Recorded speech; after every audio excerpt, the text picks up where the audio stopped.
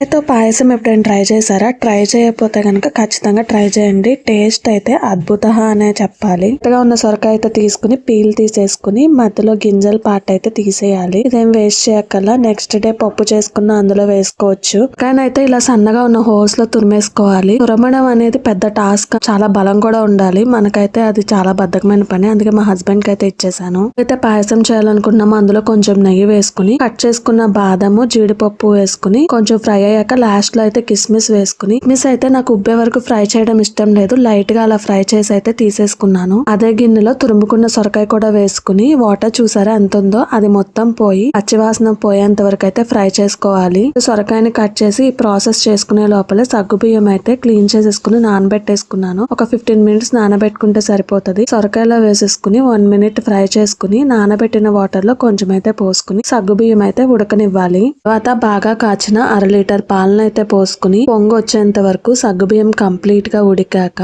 Sweetness కి తగ్గట్టు నేనైతే ఇక్కడ షుగర్ మిల్క్ మేడ్ ఈక్వల్ క్వాంటిటీలో వేసుకున్నాను. మిల్క్ మేడ్ చాలా స్వీట్ గా ఉంటది కాబట్టి స్వీట్నెస్ చూసుకుంటా వేసుకోండి. మిల్క్ మేడ్ లేకపోతే అచ్చంగా షుగర్ వేసుకోండి. థిక్నెస్ కోసం అయితే ఇక్కడ నేను మిల్క్ మేడ్ వేసాను. కండెన్స్డ్ మిల్క్ అని కూడా అంటారు అనుకుంటా మిల్క్ మేడ్ ని, క్లారిటీగా నాకైతే తెలియదు. పాయసం ని దగ్గరికి మరిగించేసి లాస్ట్ లో ఇలాచీ పౌడర్ స్టార్టింగ్ లో ఫ్రై చేసి పెట్టుకున్న డ్రై ఫ్రూట్స్ కూడా వేసుకుని స్టవ్ కట్టేసుకుంటే ఎంతో టేస్టీ అయిన సొరకాయ పాయసం అయితే రెడీ అయిపోయినట్టు. హైదరాబాద్ లో కద్దుకి కీర్ అంటారు. గ్రీన్ ఫుడ్ కలర్ అయితే వేస్తారు. నేనైతే ఇక్కడ వేయలేదు. నేనైతే ఇది ఫస్ట్ టైం ట్రై చేయడం. టేస్ట్ అయితే చాలా బాగుంది. ఈ స్వీట్ ని ఇన్ని రోజులు ఎలా మిస్ అయ్యానబ్బా అనిపించింది. ఒకసారి ట్రై చేసి నచ్చితే లైక్ చేసి సబ్స్క్రైబ్ చేసేయండి.